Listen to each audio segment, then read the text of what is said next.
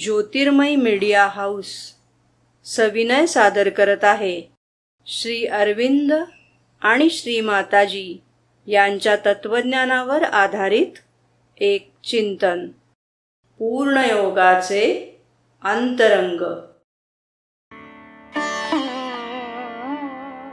नमस्कार, स्वागत आहे.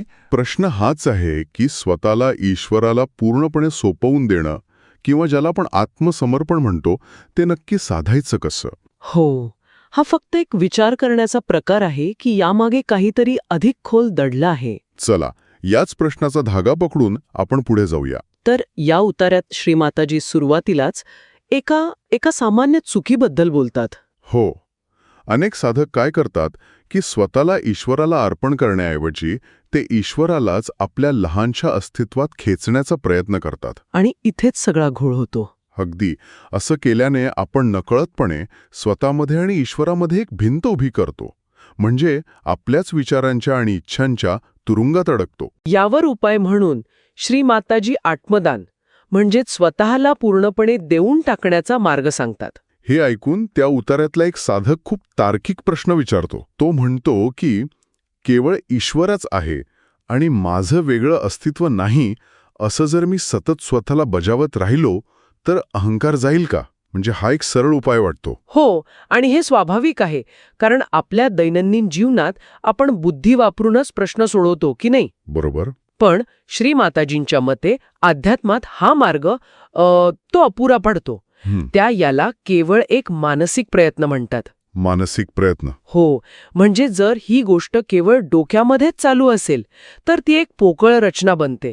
त्याने फार काही साध्य होत नाही, कारण हा विचार करणारा मी कोण आहे तो तर अहंकारच आहे. अच्छा, म्हणजे केवळ डोक्याने विचार करून ही गोष्ट साधणार नाही. हे तर अनेक साधकांसाठी निराशाजनक असू शकतं.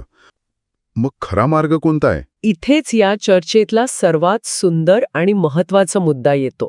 श्रीमाताजी सांगतात की साधकाच्या अंतरंगात अभिप्सेची एक उत्स्फूर्त उत्कट अशी ज्योत अखंड प्रज्वलित असली पाहिजे.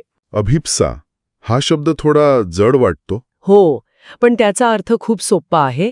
एक तीव्र आंतरिक ओढ किंवा तळमळ. ही अभिप्सेची ज्योत म्हणजे नक्की काय, हे जरा सोपं करून सांगता येईल का? नक्कीच. समजा तुम्हाला एखादं गाणं खूप आवडतंय. ठीक आहे. तुम्ही ते गाणं शिकण्यासाठी क्लास लावता, त्याचा सराव करता. हा झाला बौद्धिक प्रयत्न. पण त्या गाण्यात पूर्णपणे हरवून जाणं, ते गाणं जगणं, श्वासात भिनून घेणं, अगदी ती झाली अभिप्सा. श्रीमाताजी याच आंतरिक उत्कट ओढीबद्दल बोलत आहेत, जी कुठल्याही मानसिक समीकरणात बसत नाही. वा, म्हणजे हा दृष्टिकोनच पूर्णपणे बदलणारा विचार आहे. हो. आपण ज्याला प्रयत्न समजतो तोच खरा अडथळा ठरू शकतो. पण एक प्रश्न आहे. उत्स्फूर्त या शब्दाचा अर्थ आहे की ती आपोआप येते. मग त्यावर आपलं नियंत्रण नाही का?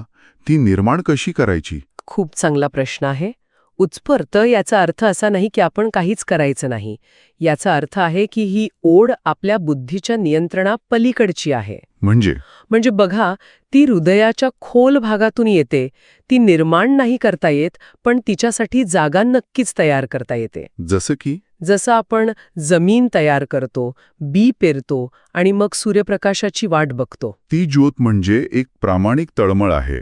मला हे हवंच आहे अशी एक खोल, शांत आणि स्थिर इच्छा. तर ह्या सगळ्या चर्चेचा सार असा की ईश्वर साक्षात्कार हा मानसिक कसरतींनी किंवा समीकरणांनी साधता येत नाही. तर तो एका तीव्र, प्रामाणिक आणि उत्स्फूर्त आंतरिक तळमळीने साध्य होतो. अगदी बरोबर. अहंकार घालवण्यासाठी बौद्धिक युक्त्या वापरण्याऐवजी एक खोल आणि उत्स्फूर्त आंतरिक ओढ जोपासणे महत्वाचे आहे.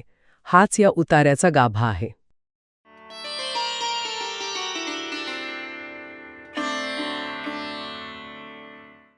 धन्यवाद.